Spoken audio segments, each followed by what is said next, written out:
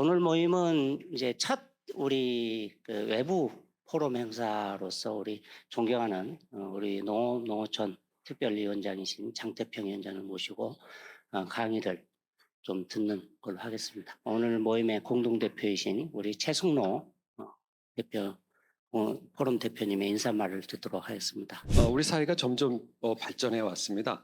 올해는 애덤 스미스가 탄생한 지 300주년 되는 해이기도 하고요. 그때 300년 이전에 우리 세상은 그렇게 넉넉하거나 굶주림에 있던 아주 어려운 시기였습니다. 그런데 애덤 스미스가 국부론에서 강조를 했죠.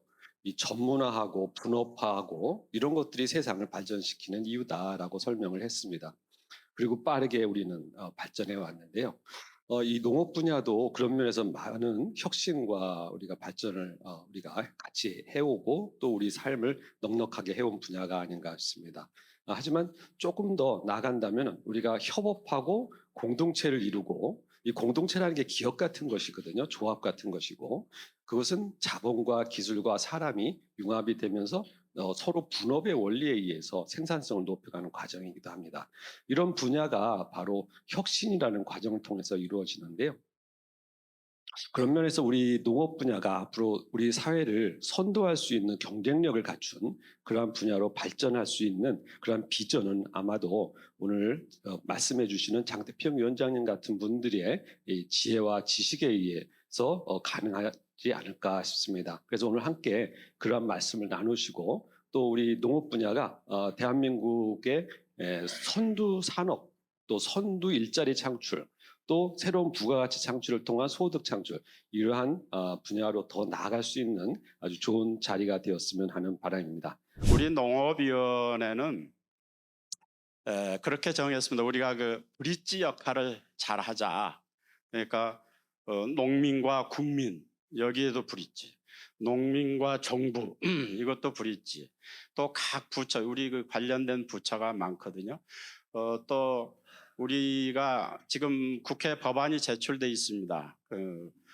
삶의 질 관련되는 위원회가 총리가 위원장인 그 위원회가 있는데, 그걸 우리가 흡수하기로 돼 있거든요. 그래서 그 법안이 가 있어요. 그래서 법안만 통과되면 우리가 삶의 질 향상과 지역 개발, 이거를 이제 가져오는데, 그렇게 되면은 우리 위원으로 장관이 지금 한 17개 장관인가 그러죠.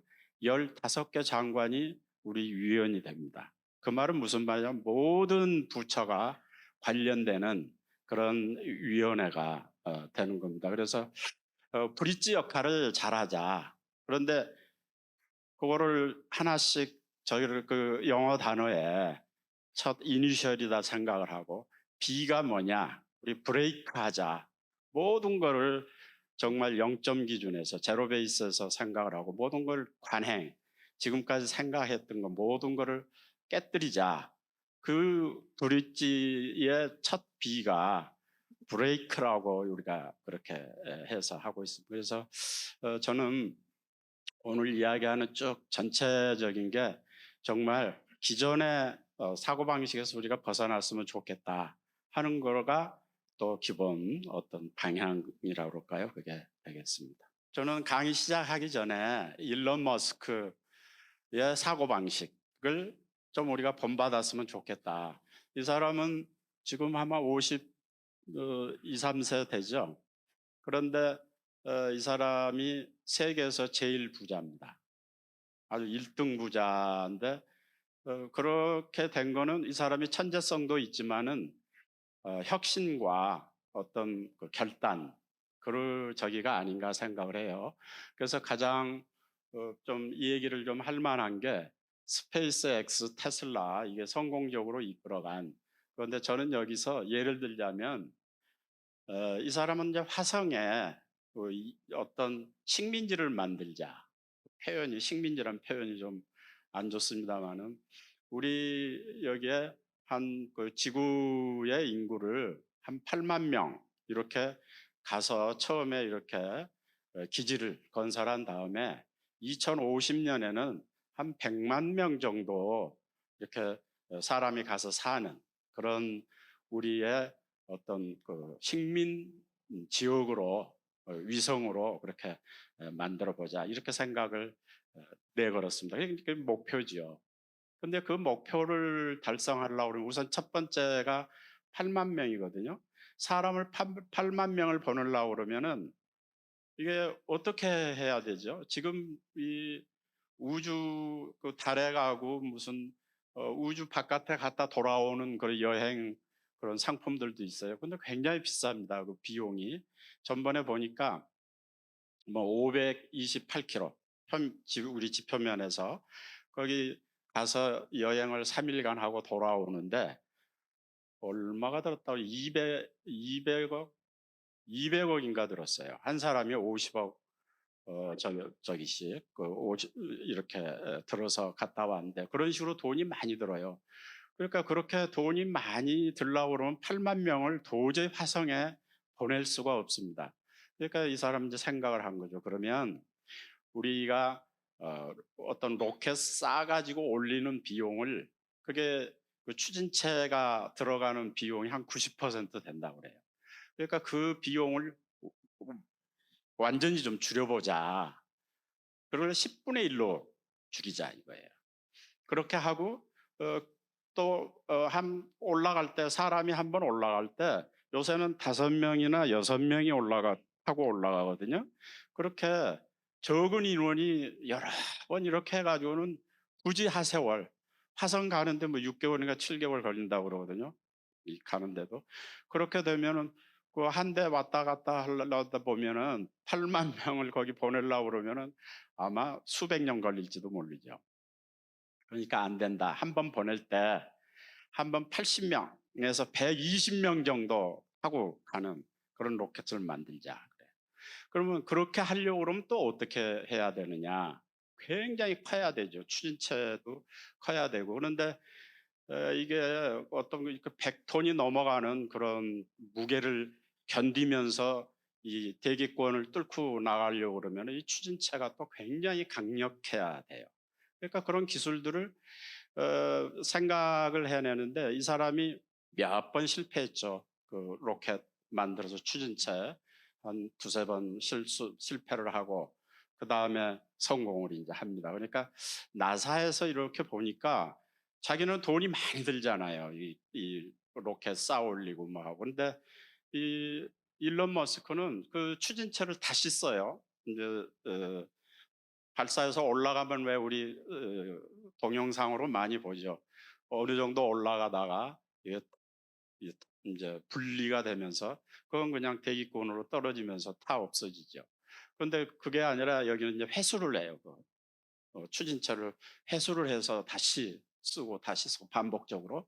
물론 이제 우주선 본체 자체도 다시 씁니다.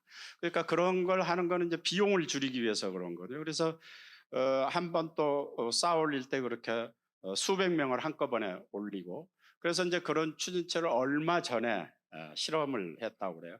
그거 이제 사진을 저도 보니까 그 추진체가 보통은 처음에는 2개, 그 다음에 4개, 5개 정도 이렇게 그 로켓을 묶어가지고 그걸로 올리는데 그거 보니까 33개예요. 33개인데 지난번에 쌓는 걸 저도 동영상을 이렇게 보니까 거기서 벌써 발사해서 올라가는데 3개쯤에서 저기가 분사가 안 돼요. 그러니까 벌써 고장이 난 거죠. 한 3개가. 그런데도 불구하고 그게 실패했습니다. 죄송합니다. 그 2분 무슨 30초인가 이렇게 올라가다 이게 폭발했어요. 그래서 실패를 했는데 그 팀들하고 이 일론 머스크가 미소를 짓는 게 나와요. 그리고 그 팀원들이 그 환성까지는 아니지만 성공이다 이런 저기를 왜 그러냐면 그런 무게를 견디고 예를 들어 제가 이제 자세히는 모르겠는데 한 2분 정도만 올라가면 그때부터는 다른데 고장이 없고 그러면 그게 성공적으로 갈 수가 있는 거예요. 그거를 넘어갔다는 거죠. 그러니까 2분 30초인지 그러는데 그 2분을 넘어갔기 때문에 반은 성공이다. 앞으로 이제 된다. 이렇게 됐다는 거예요. 그래서 이 사람들은 그 스페이스X가 지금 뭐 실제로 그 사람들도 관광으로 우주 관광이죠. 그렇게 해서 돈을 조금씩 벌고 있고 나사에서 이제 이런 일을 안 하고 민간 이런 저기로 이제 맡깁니다. 화물 우주 정거장에 화물 보내고 뭐하고 할 때 제가 이제 이 얘기는 길었는데 제가 여기서 이렇게 그런 이야기를 듣고 보면서 느끼는 게 뭐냐면 목표 설정을 먼저 하는 거예요. 그래서 그 목표를 달성하기 위해서 문제점이 뭐냐 그런 거를 이 사람은 혁신으로 해결을 합니다. 이 사람은 저기 중에 이 혁신의 원칙 중에 기본으로 돌아 이렇게 우회하고 이런 게 없어요. 목표 설정하고 그것이 옳다고 하면 실패의 가능성이 있더라도 혁신을 하자. 실패는 과정이다. 이렇게 생각을 하는 거죠. 그런 저기를 우리 농업 또 식품 이런 데서도 한번 이런 어떤 생각을 좀 해봤으면 좋겠습니다. 저는 전번 봄에 사실은 약간 충격을 받았어요. 우리 농업 소득이 27% 정도 감소를 했습니다.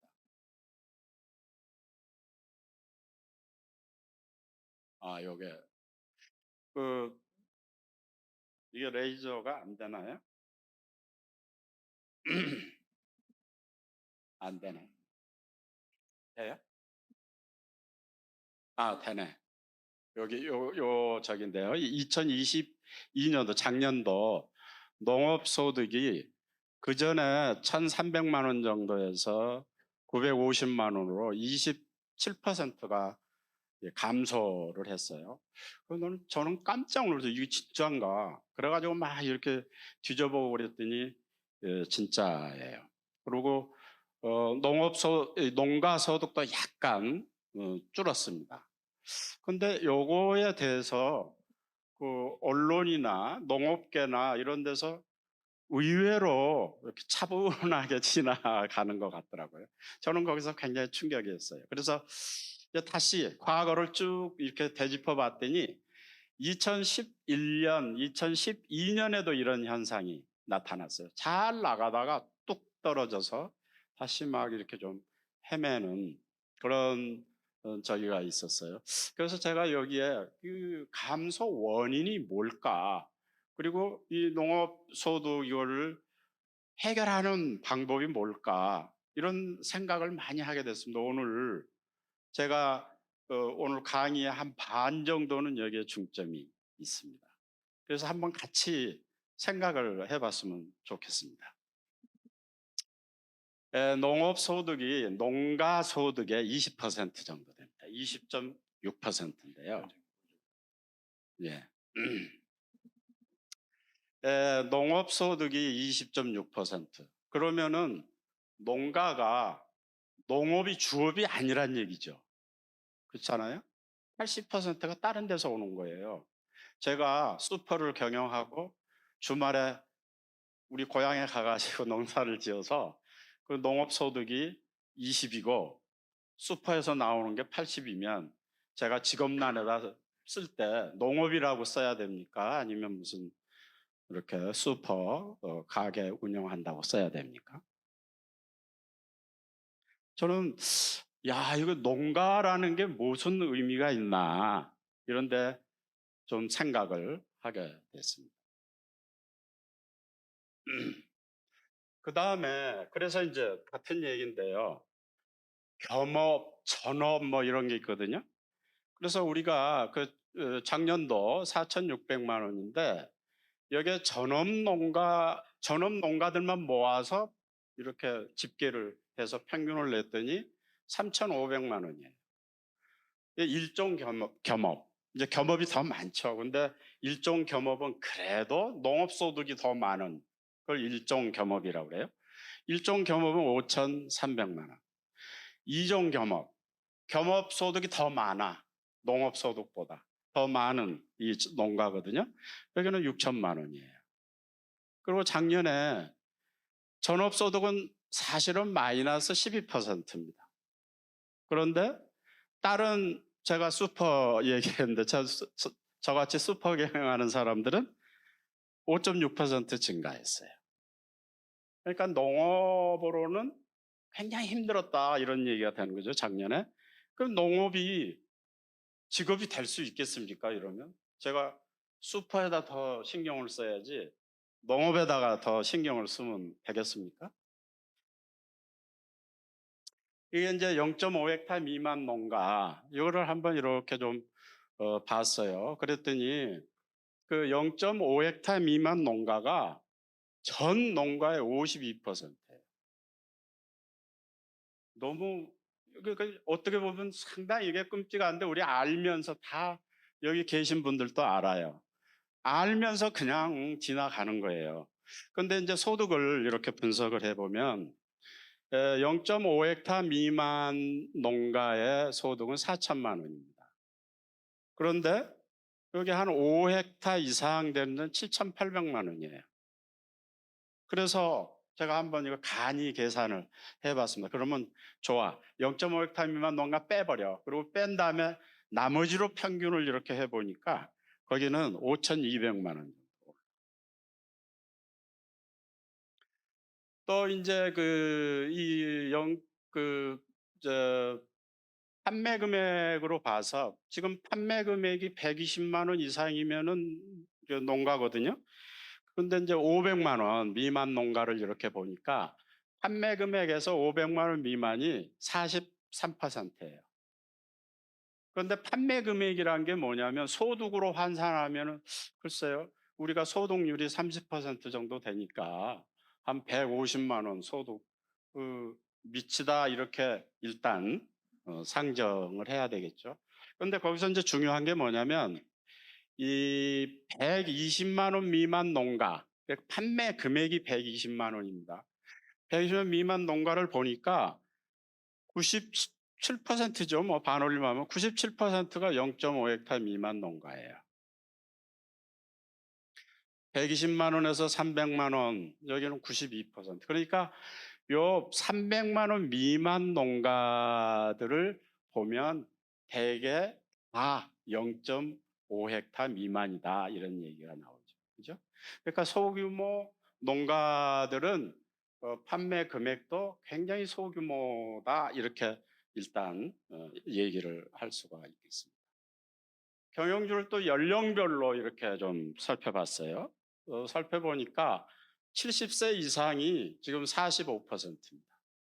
그러니까 우리 이제 인구 절벽이 되고 노령화되고 걱정이야. 70세 이상이 45%야. 여기까지는 다 걱정을 같이 하는데 그다음에 여기 이제 소득을 보세요. 60세 미만은 7,300만 원입니다. 농가당 소득이. 그런데 70세 이상만 따로 떼가지고 해봤더니 3,500만 원. 참 문제잖아요. 그러니까 70세 이상은 수가 꽤 많죠. 거의 뭐 반 가까이 되는데 이분들의 소득이 3,500만 원 정도밖에 안 되는 거예요. 그래서 또 아까처럼 제가 계산해 봤어요. 70세 이상을 제외한 농가들, 70세 이상 할아버지들 빼고 그 다음에 이래 해보니까 5,500만 원이 넘어가요.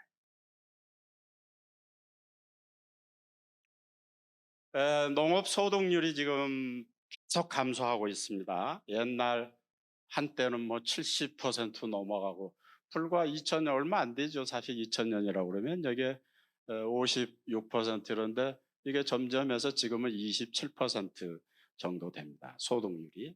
그런데 이 소득률이 그러면 올라갈 수 있을까요? 조금 올라갈 수 있겠죠. 28%, 29%. 그렇지만은 30%, 35%로 올라갈 수는 절대로 없습니다, 사실. 여기에 문제점이 있는 거예요. 그러니까 작년에 여러 가지 농자재 값, 인건비, 유류비 뭐 이런 거 해가지고 굉장히 경영비가 많이 올라갔습니다. 100만 원 이상 올라갔죠. 경영비가 많이 올라가고 그 어려움이 있었지만 그 어려움이 작년으로 끝나고 올해는 안 일어나는 게 아니라 앞으로도 계속해서 일어난다는 게 문제가 있습니다.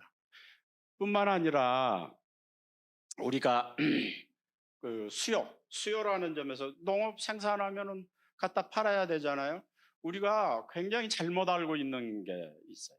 뭐냐면 우리가 곡물 자급률이 예를 들면 24, 5% 되죠. 또 식량 자급률은 뭐 50%안 됩니다. 40, 60% 되겠죠. 그러다 보니까 우리는 늘 어떻게 생각하냐면 우리는 농산물이 공급이 부족해. 수요에 비해서 공급이 굉장히 부족하다고 생각하는데 여기 좀 우리가 잘못 아는 게 있어요. 그러니까 곡물 빼면 나머지는 다 남아 돌아요. 그렇죠? 좀 날씨만 좋으면 과일, 채소 다 폭락합니다. 그렇잖아요. 실제가 이렇게 수급이 거의 이렇게 맞춰져 있는 상태예요. 그렇다고 그러면 앞으로 이 시장이 늘어나지 않는데 어디서 소득이 나올 수 있습니까? 소득이 나올 데가 없어요. 그러니까 두 가지죠.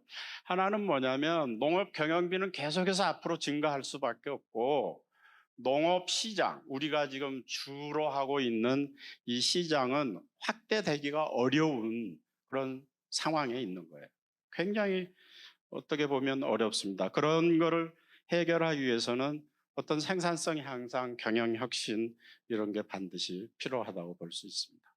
제가 이제 다른 거는 저희는 오늘 사실은 할 얘기가 너무너무 많았어요. 그런데 시간 관계상 저는 뭐 이렇게 발제만 하고 우리가 같이 의논했으면 해서 이렇게 하다 보니까 축산도 뭐 하나 걸리는 게 있어서 그 사례로 하나 우리 소고기 저기를 했습니다.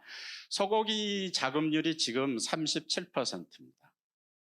조금 올해는 조금 올라갈 것 같다네요.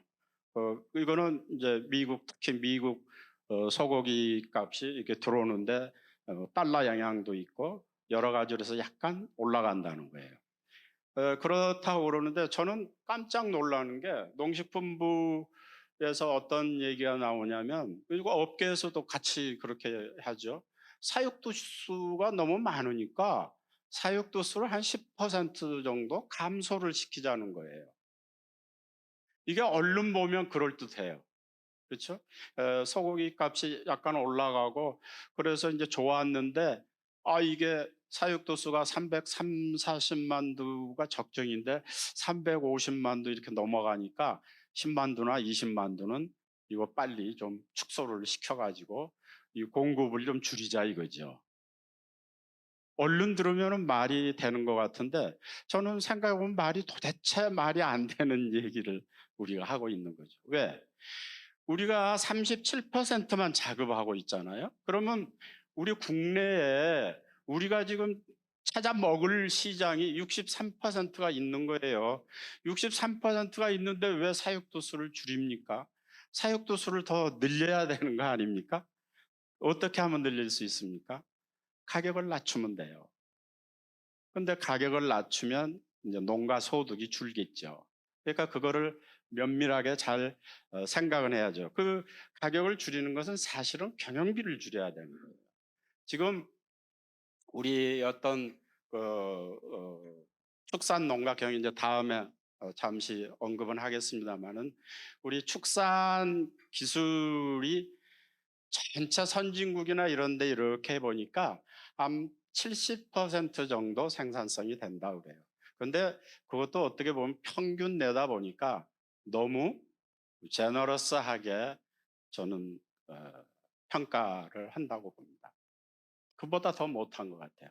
특히 우리가 비교할 때는 우리의 선도 농가하고 선진국의 선도 농가하고 한번 이렇게 비교도 해볼 필요가 있어요.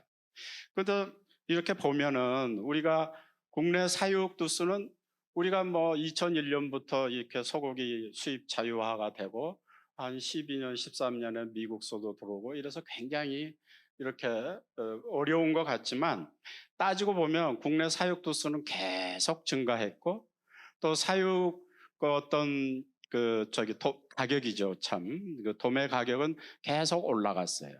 근데 이제 여기 문제는 50두 이상 농가가 여기 22,000밖에 안 돼요. 이게 그러다 보니까 50도 이상 농가가 22,000밖에 안 되니까 어떤 경영 개선, 무슨 어떤 기술 도입해 가지고 어떻게 하고 이렇게 하는 거는 약간 음, 미흡하다 이렇게 볼 수가 있어요. 사육 농가가 많이 줄었습니다. 저 보니까 한 10년마다 40% 내지 50% 정도 사육 농가가 계속 줄고 있어요. 이 또 제가 아까 그 소 얘기했는데 소뿐이 아니고 이게 다 똑같더라고요 보니까. 돼지도 마찬가지고 닭고기도 마찬가지고 더구나 닭은 우리가 정말 아주 세계적인 경쟁력이 있다 이런 식의 생각을 했죠. 100%였으니까. 근데 지금 이제 100%는 무너지고 90% 정도 되잖아요. 그러니까 다 대동소이한 그런 문제를 안고 있습니다.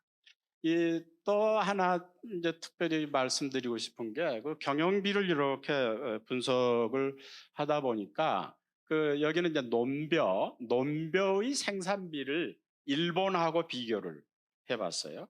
그랬더니 다른 거 다 비슷해요. 다 비슷한데 조금 오르락내리락하죠. 그런데 이제 물 관리 우리는 물을 이제 말하자면 공짜로 쓰니까 물 관리, 자본 용역비 등이 일본이 약간 많습니다. 당연히 이제 많을 것 같아요.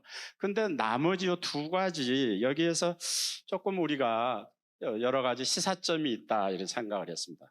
농구비예요. 농기계 포함해서 농구비인데 한국은 3.2% 경영비에서 차지하는 게 근데 일본은 19.2예요. 이게 일본은 굉장히 기계다 자재 이런 투입 비용이 많은 것 같아요. 그런데 하나 제가 꼭 언급하고 싶은 게 토지 용역비. 토지 용역비가 일본에 비해서 우리가 엄청 높습니다. 여기서도 특히 차용해 가지고 농사 짓는 사람들. 이 사람들이 경영비에서 차지한 게 22%예요. 그러니까 저는 잊어먹을까 봐 말씀드리는데 우리가 이 농지에 대한 제도 이거를 이제 생각해 봐야 될 때가 됐습니다.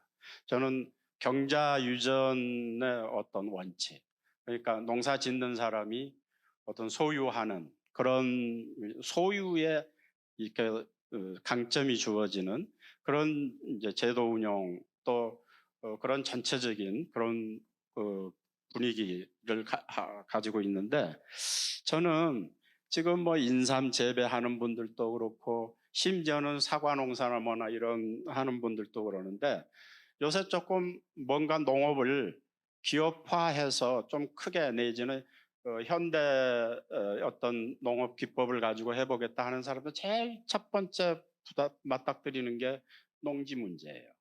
근데 농지를 이제 임차해서 이렇게 쓰는데 그 임차 비용이 너무 높고 그다음에 임차해서 그 농지를 자기네 마음대로 이렇게 좀 변경 내지는 이렇게 할 수가 없는 거예요.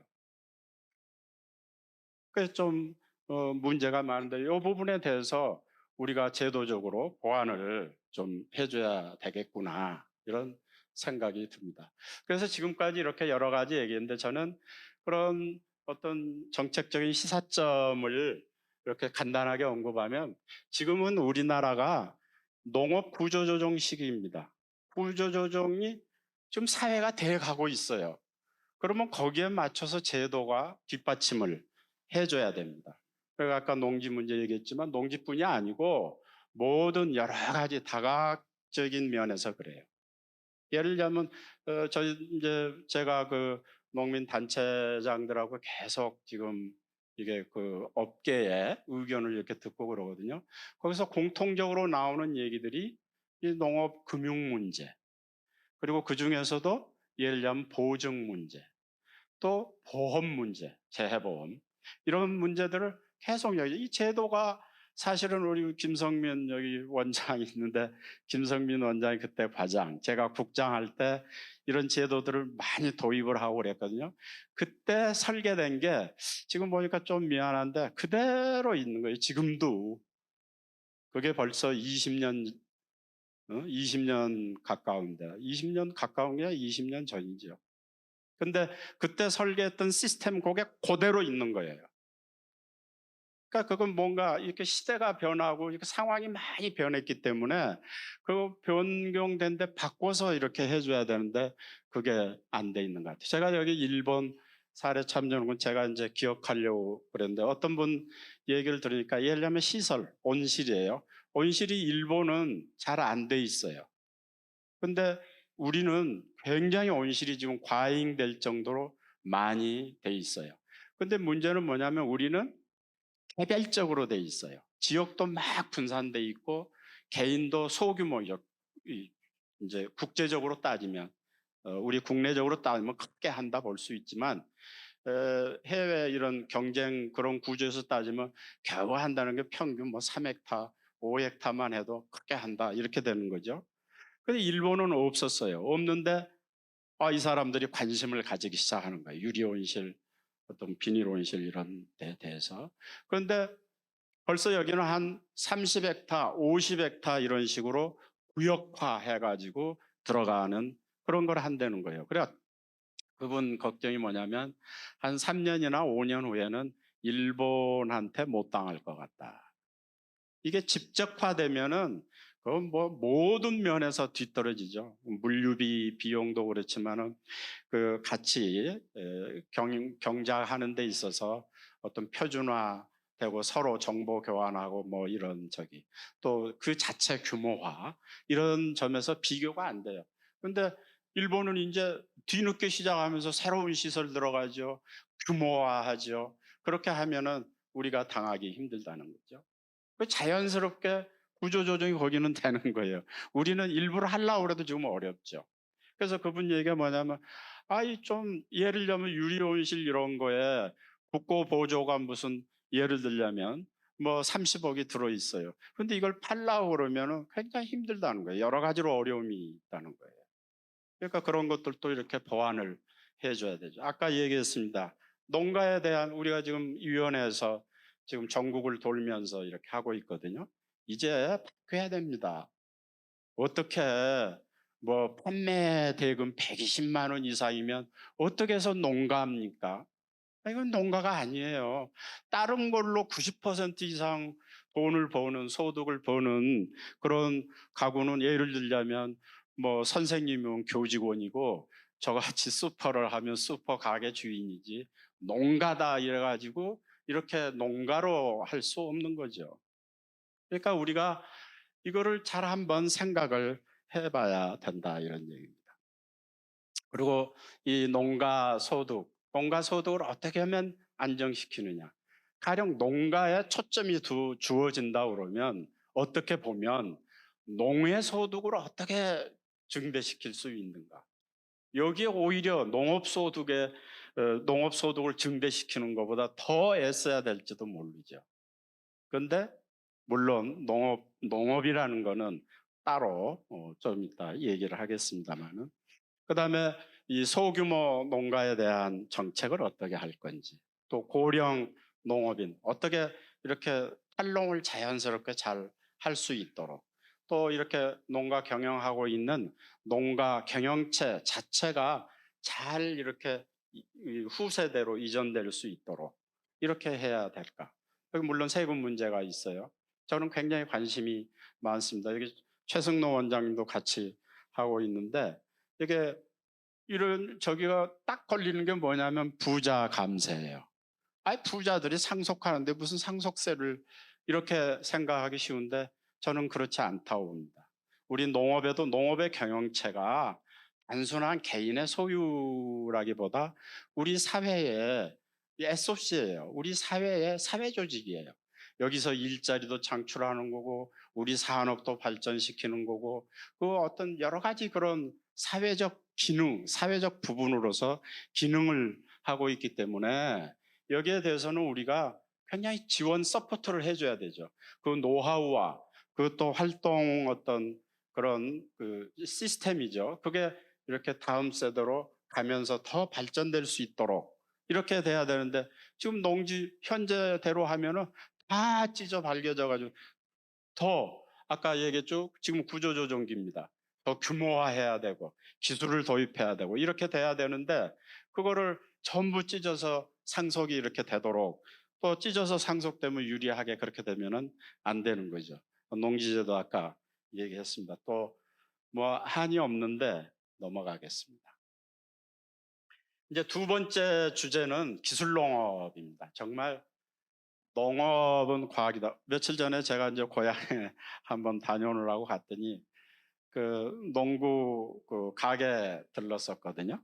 그랬더니 저는 그 자세한 내용은 잘 모르겠어요. 근데 그 붉은 배추를 기르는 그 농민 아줌마가 와가지고 이제 무슨 농약을 사는 거예요. 왜 이게 뭐 시들어서 이렇게 뭐 어쩌고 그러는 모양이에요. 농사가 잘 안 되니까. 그래서 뭐 어떻게 얘기하다가 요소를 뭐 줬다고 그런 것 같아요. 그러니까 요소를 주면 안 되죠. 그거 뭐 그러니까 그 또 그 가게 이제 남편 주인이 듣다가 나와가지고 농업은 과학이에요. 그렇게 하는 게 아니에요. 그러는 거야. 그, 그 배추는 그 배추에 맞는 이제 시비도 해야 되고 여러 가지 그런 게 이제 있는 것 같아요. 그리고 잘 모르니까 그게 붉은 배추 그게 좋다더라. 그러니까 우리도 해야지만 나선 거지 그 재배하는 방법을 그 몰랐던 거죠. 어제 갑자기 얘기 생각이 나는데 이 감홍이라는 사과가 있습니까? 그 사과가 요새 인기랍니다. 그 브릭스가 23브릭스까지 나온대요. 아주 기적의 사과고 세계에서 제일 가는 사과라고 그러더라고요. 야, 그러면 우리 그거 진짜 수출 좀 하고 그 단지 만들어 가지고 제대로 했으면 좋겠다. 이제 그렇게 해서 그렇게 좀 우리가 우리 위원회에서 좀 앞장서 가지고 좀 농식품부랑 그렇게 얘기 좀 해보려고 그러는데요. 그 스타 상품이 될 수 있을 것 같더라고요. 근데 그 얘기를 들었더니 가몽이라는 그 품종이 개발된 거는 벌써 오래전이래요. 한 20년도 넘는가 봐요. 그런데 농진청에서는 그 품종을 개발만 하고 그것뿐이 아니래요. 다른 것도 좋은 품종이 많답니다. 이제 와서 하는 얘기가. 그런데 기를 수가 없는 거예요. 기르는 방법을 몰라. 품종은 개발을 해놨는데 그 품종을 잘 기를 수 있는 그 방법까지 알아야 되는데 그 여러 가지 시행착오를 거쳐서 이루어져야 되잖아요. 근데 그거를 농지청에서 사실 그거를 해줘야 되는 거 아닌가요? 근데 좋은 품종 개발을 해놓고 이거 한번 재배해봐. 굉장히 좋다. 그랬는데 재배해보니까 잘 안 되는 거예요. 그거를 농민들이 이제 십수년 이렇게 반복적으로 이래저래 그렇게 모색을 하는 가운데 재배 방법을 알아내가지고 요새 가몽이 나오는데 다음 주인가 뭐 축제한다고 그러더라고요. 그래서 그런 식으로 이 농업은 사실 기술로 해야 됩니다. 기술로 한다는 게 경영비도 줄일 수 있고 품질이나 이런 건 높일 수 있고 그래서 이제 되는데 요즘 마침 우리 농업을 바깥에 그런 산업에서 기술이 엄청나게 발전하잖아요. 이 첨단 기술을 이제 농업 부분에서 이렇게 차용, 할 수 있는 그러니까 접목시킬 수 있는 그런 기회가 굉장히 많아졌고 선진국에서는 실제로 그렇게 해서 생산성을 엄청나게 그렇게 증대를 시키고 있습니다. 그래서 이제 또 농장도 이제는 그 공장형 농장으로 확산이 되고 있고 여러 가지 이제 그 기술 발전을 그래서 에그로테크니 이런 얘기가 나오고 이제는 규모화 그다음에 뭐 거의 장치 산업처럼 되는 것 같아요 농업이. 우리는 농업 생산이 아직 그 자부할 때는 아닌 것 같습니다. 제가 빨리 끝내야 되겠네요. 그 네덜란드하고 비교를 해보면은 좀 시설원의 양돈 이런 거는 한 50% 수준 된다고. 그러니까 여러 자료를 이렇게 참고해서 그냥 편하게 그렇게 저기를 표현을 했습니다. 생산성이 50% 수준이라고 그러고 특정 품목이나 어떤 분야 이런 거 보면은 20% 수준이 되는 그런 사례들도 있어요. 이 전체적인 농업 경쟁력은 OECD 회원국 중에서 17위 정도로 이렇게 평가가 됩니다. 그런데 그 스마트팜 기술은 미국이다, 유럽이다 이런 데 비해서 그래도 한 70% 수준은 가지고 있다. 그래서 우리 스마트팜 기술을 지금 특히 중동 여기에 많이 수출을 하고 있죠. 여기 하나 또 저기 되는 게 우리 그러니까 이게 저희가 뭐냐면 딸기 시설 딸기를 기준으로 한 겁니다. 한 50개 품목을 농진청에서 매년 조사를 하죠. 그 농가 지금 여기 딸기 시설 딸기는 192 농가를 조사를 했습니다. 그래서 소득 조사를 쭉 했더니 500만 원도 못 버는, 그러니까 500만 원 미만으로 버는 사람이 20% 정도. 그런데 1,900만 원 이상 버는 사람도 24%예요. 이 격차가 너무 크지 않습니까? 가령 예를 들면 뭐 운동화를 만들어서 파는 기업들을 이렇게 조사를 한다 그러면 이렇게 차이가 안 날 거예요. 물론 한 2배 정도 차이 날 수는 있지만 이렇게 4배 이상 차이가, 그것도 굉장히 뭐 어떻게 보면 고르게 이렇게 되지를 않아요. 이 얘기는 뭐냐면 뭔가 표준화되지 않고 기술, 경영 이런데 아직 약간 주먹구구식이다 이런 걸 표현하는데 모든 품목이 다 비슷합니다. 그러니까 우리가 기술을 도입을 해야 되겠다. 그 CES 2023년에 농기계를 가지고 기조 발표도 하고 제일 중시 이렇게 됐어요. 이 얘기가 뭐냐면 앞으로 농기계를 이렇게 AI 뭐 적용하고 그래서 기술 발전된 그런 어떤 기술이 농업 부분에서 굉장히 많이 쓰여질 거라는 것을 사실은 암시하는 거죠. 또 그 AI 농업 네덜란드에서 세계 농업 AI 대회를 여는데 여기도 우리도 좀 참여를 2회 때부터 하고 있어요. 그런데 여기에서 보면 이제는 1회 때 한번 5명 제일 잘하는 5 어떤 경영처를 뽑는데 거기에 사람이 한번 끼었지만 2번째부터는 못 낍니다. 바둑에서 이서돌이 한 번 이기고 그 이후에 못 이기는 것처럼요. 그래서 이 AI계에서 1등 했던 팀장 하는 얘기가 이제 배웠을 거 아닙니까? 자기가 이제 그 대회에 참여하기 위해서 이제 오이로 했는데 예를 들자면 오이 농사를 지은 책도 읽어보고 사람 이렇게 얘기도 들어보고 그렇게 했을 거예요. 그랬더니 그 교과서나 농가에서 이게 이렇게 해야 돼 하는 것들이 안 맞는 게 있더라나 그걸 느꼈다는 거예요. 그게 최선의 선택이 아닐 수도 있겠다 그런 걸 느꼈다 그러고요. 빌 게이츠가 이 세계에서 가장 농장을 많이 가지고 있습니다. 그리고 농업 관련된 그런 주식 투자도 굉장히 많이 하고 있어요. 또 빌 게이츠는 그 농업 기술에 1년에 1억 달러 이상 이렇게 별도로 해가지고 지원을 해주고 있거든요. 그 이유가 뭐냐면 농업 부분에 뭔가 앞으로 비전이 있다 이렇게 생각을 하기 때문에 그렇게 하는 거다 이렇게 볼 수 있고요. 우리 농업 기술 이런 걸 보면은 중동에 이렇게 수출할 정도 이렇게 된다.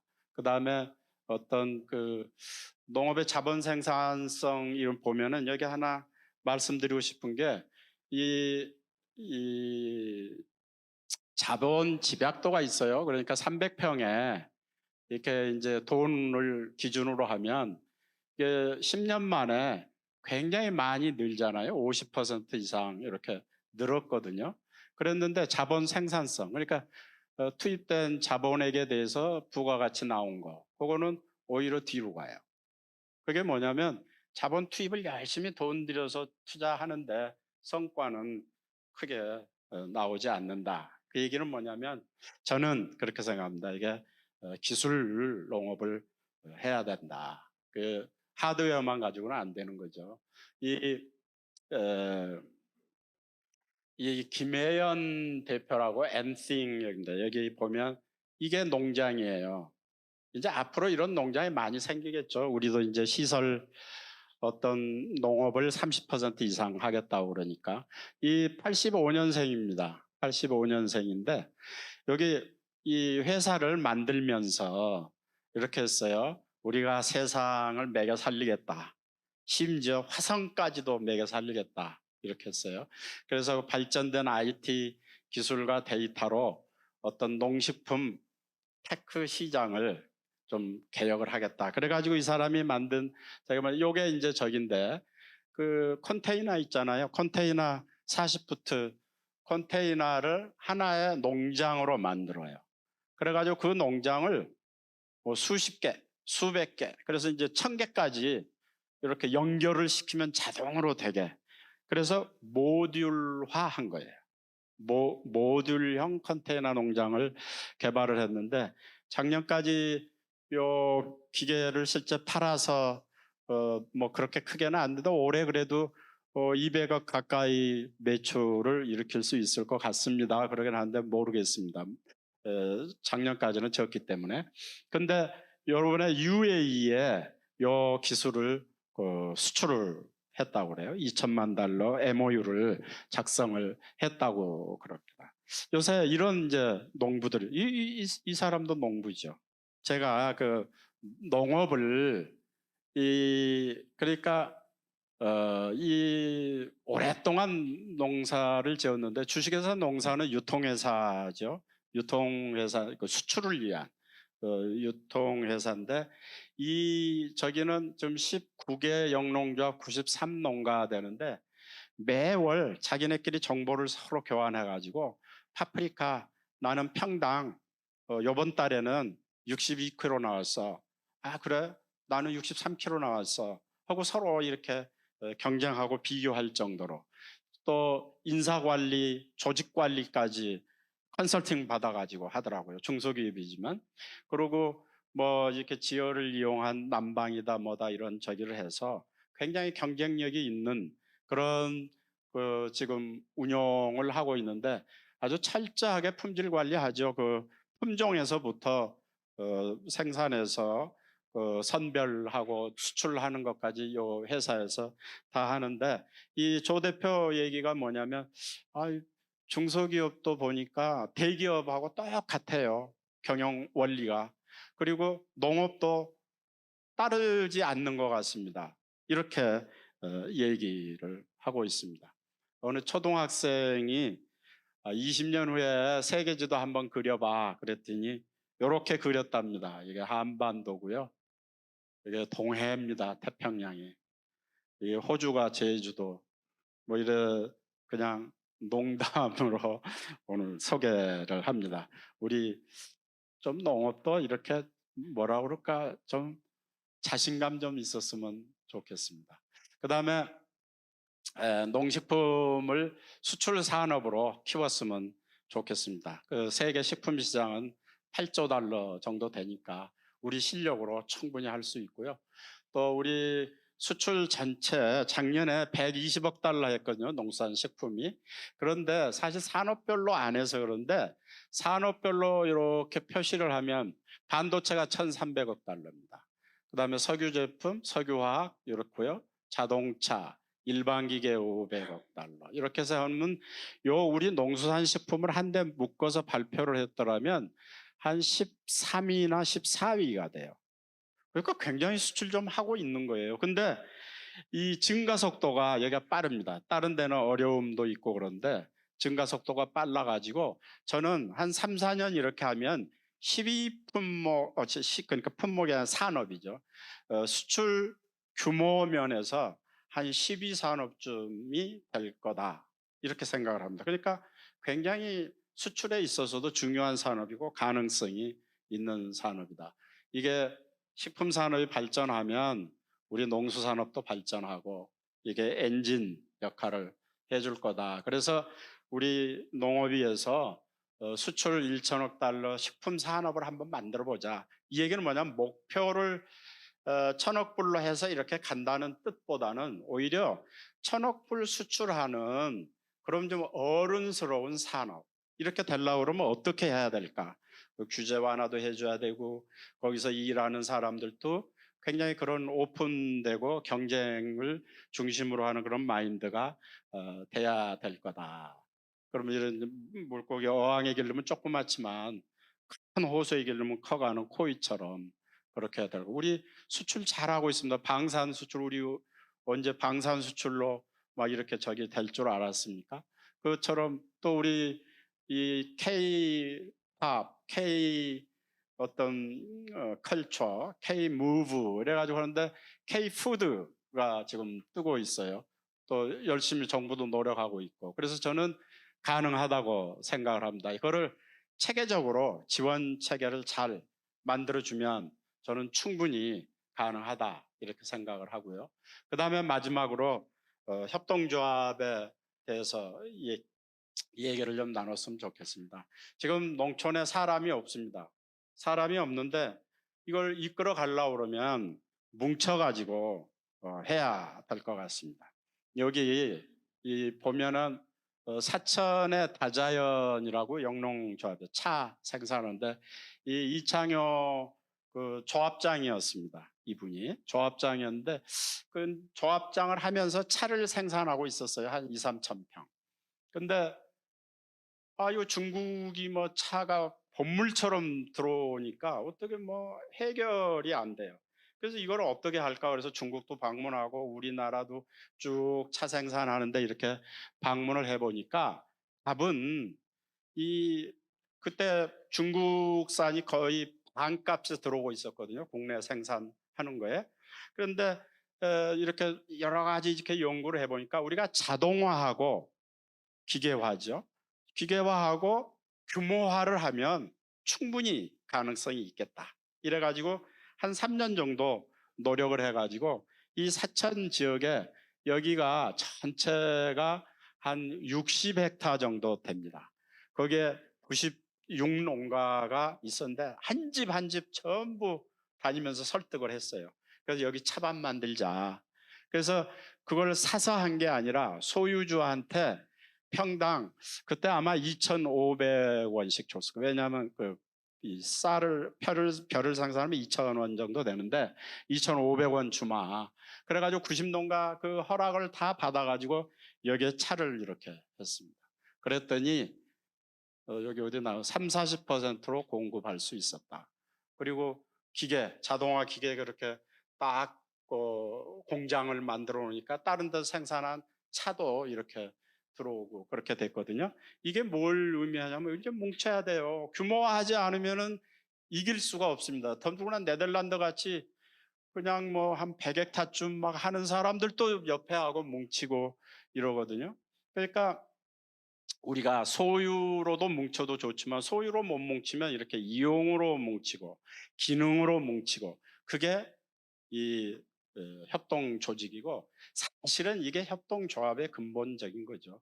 그리고 다른 나라에서 이렇게 소규모 농가들이 싸워서 이겼던 그런 것들이 다 그겁니다. 이게 제가 저 진주의 이 젊은이들이 이렇게 컨설팅을 이렇게 하면서 어떤 협동조직 성격하고 있는 생략하겠습니다.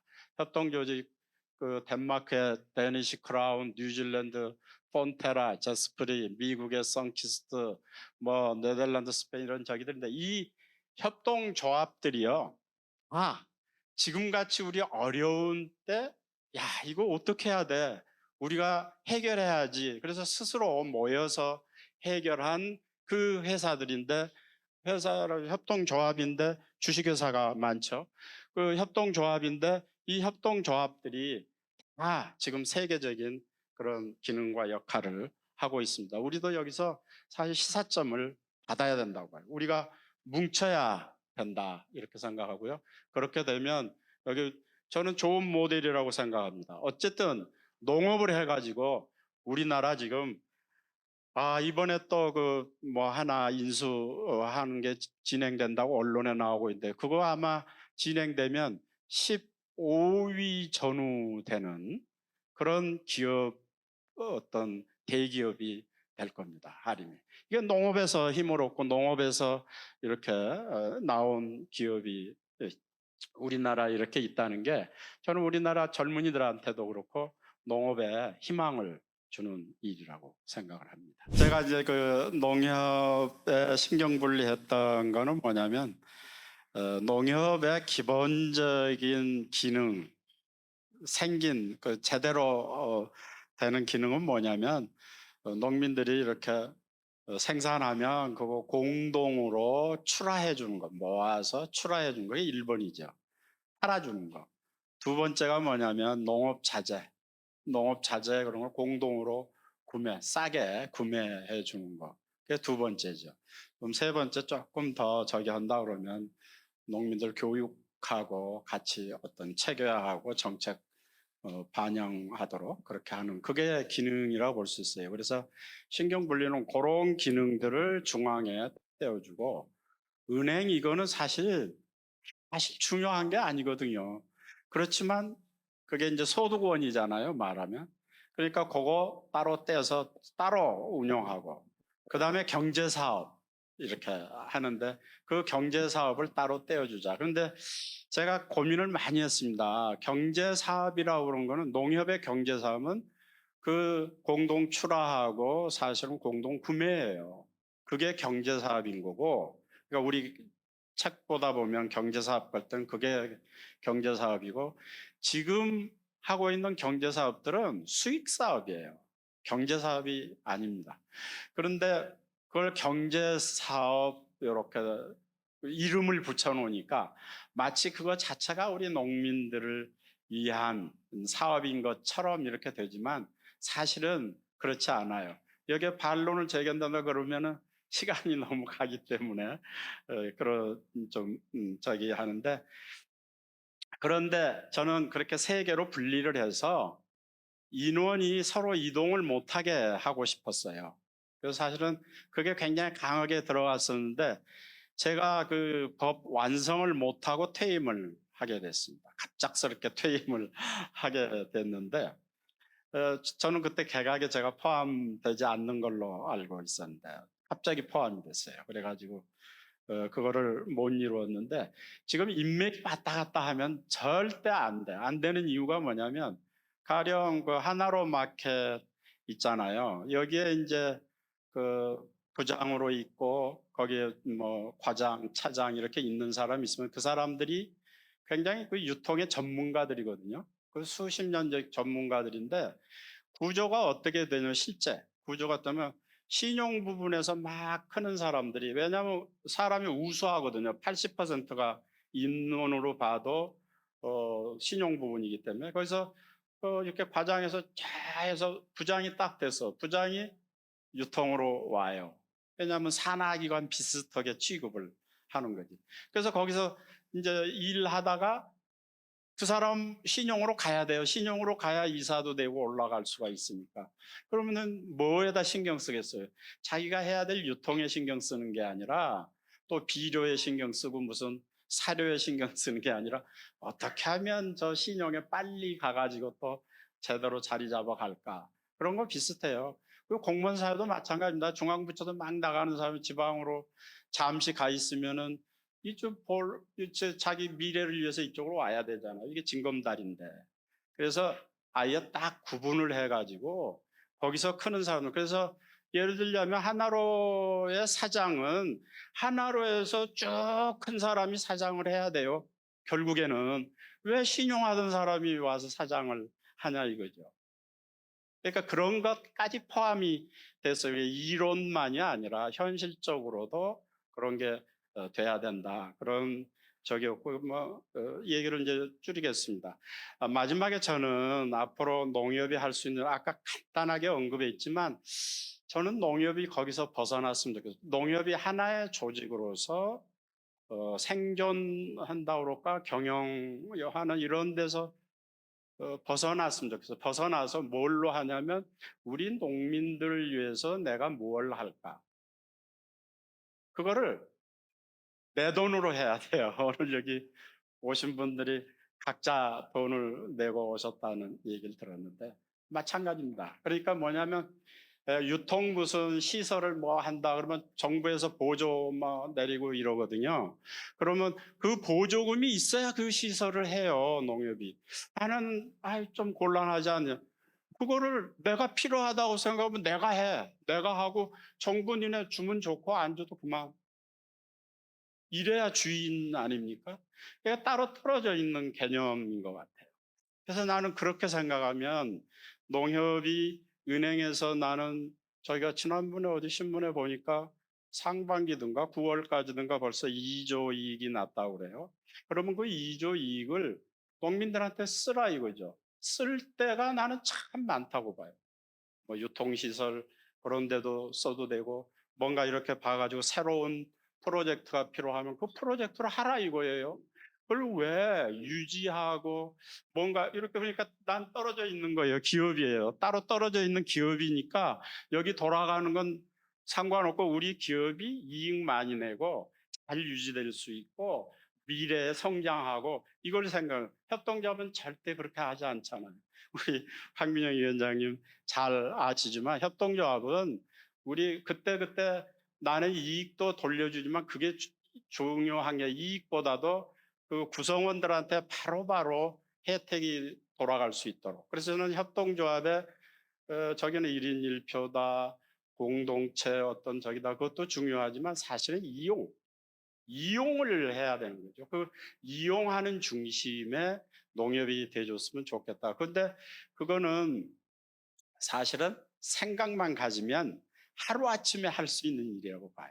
그건 이 하드웨어적인 구조 개선, 무슨 조직을 어떻게 바꾸고 법을 바꾸고 이런 게 아니고 나는 농협이 언젠가는 그렇게 해주리라고 봅니다. 그러니까 그 농협 조직 그 조직원들이랑 농협의 지도자들이 한번 우리가 그렇게 바꾸자.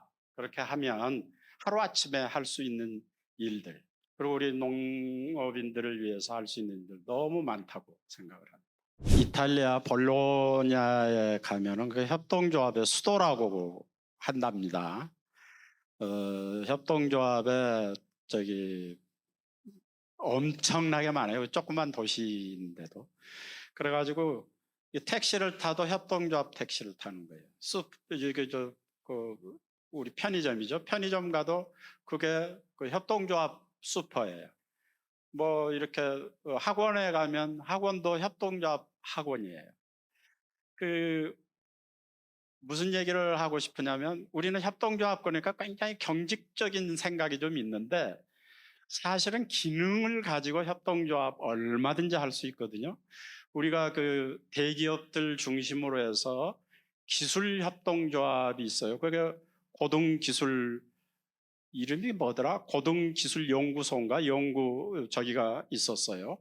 지금은 어떻게 됐는지 제가 모르겠는데 그것도 뭐냐면 협동조합이에요. 그러니까 지금 말씀하신 대로 어떤 기술에 관련해서 우리 R&D를 우리 협동조합 만들어서 하자.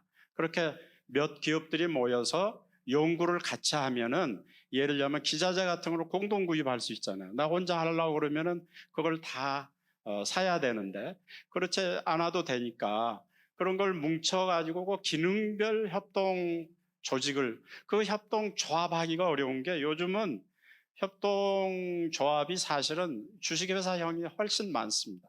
새로 나온 거는 대개 왜냐하면 지분별로 하죠. 근데 이용을 자기네 구성 멤버가 공동 이용을 한다는데 저기 그 취지나 목적이 있는 거죠. 그래서 저는 우리 농업계에서도 그런 그 협동 조직 그런 게 많이 좀 발전됐으면 좋겠어요. 그러니까 그 분야별로, 뭐 기능별로, 뭐 지역별로, 뭐 얼마든지 이렇게 할 수 있는데 그런 저기 중에 그 아까 소개를 하려다 시간상 제가 그냥 지나간 부분인데 진주에 KF라고 그 젊은 사람들이 모여서 거기 한 90 지금 멤버가 92명 정도 돼요. 여기는 그 협동 조직이지만 아주 조금 더 독특한 협동조합입니다. 뭐냐면 뭐 제스프리나 이런 것처럼 같은 품목으로 뭉친 게 아니라 모든 여러 기능하는 그 모든 저기들이 이렇게 다 뭉쳤어요. 근데 여기는 뭐를 해주냐면 창업 단계에서부터 상품 개발하고 그 과정에 여러 가지 관련 기술이나 정보나 이런 것도 공유 내지는 제공하고 마지막에 홈쇼핑이나 이런 데서 마케팅하고 수출하는 것까지 그 기업을 다 도와줘요. 그런데 한 번 컨설팅 해주고 돈 받고 끝나는 게 아니라 평생 케어를 계속 하는 거죠. 그러니까 그 회사가 처음에는 국내 중심으로 하다가도 좀 가다가 야, 이 품목은 예를 들자면 수출해도 좋겠어. 그러면 수출 쪽으로 하기 위해서 그 상품을 어떻게 개발하고 포장지를 어떻게 만들고 어떤 수출선을 어떻게 하고 이런 걸 다 컨설팅을 계속해서 해주는 거거든요. 그 회사 그래서 제가 갈 때마다 니네는 바로 협동조합이다. 그 주식회사예요. 그 협동조합이다. 그러니까 그런 일을 그러니까 그런 기업은 옆에 큰 기업이 어떤 우리 상표나 뭐 브랜드를 한번 개발해 다오 하면 그런 건 안 하는 거죠. 왜냐? 자기 구성원들, 멤버들 그렇지만 새로운 창업하고 한 사람들은 언제든지 들어오는데 그 사람들을 자기 구성원으로 생각해서 이렇게 뭐라 그럴까 서로 어떤 공동체를 구성을 하는 거죠. 그래서 지금 말씀하신 대로 저는 그렇게 협동 조직을 만들어서 운영을 하면 가장 좋은 게 저는 정보를 공유할 수 있다는 거. 자기가 아는 것보다 훨씬 많은. 그래서 그런 거를 처음 시작하는 분들끼리 뭉쳐도 좋고 좀 몇 년 지난 이런 사람들 중심으로 해서 같이 이렇게 뭉쳐도 좋다고 봅니다.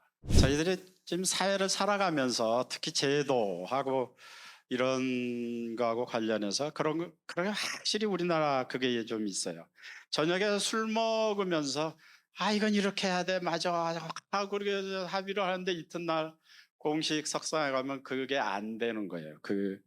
그렇게 제도가 바뀌어지지 않고 그래서 그런 게 어떻게 보면 지금 말씀하신 대로 다 사람도 좋고 어떻게 보면 조직도 어느 정도는 갖춰져 있고 그렇게 하는데 왜 안 될까 그런 것들이 있는데 그런 것들이 바로 깨야 되는 거예요.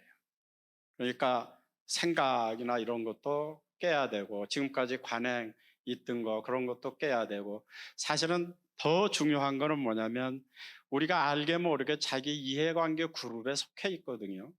그리고 특히 이 정책을 결정하고 이게 관계되는 그런 데 있으면서도 거기에 같이 은연중에 동조하고 차마 얘기 못하는 또 그렇게 주장 못하는 것들이 있는데 우리 농업계도 우리뿐이 아닙니다. 우리 정치는 더 심하죠.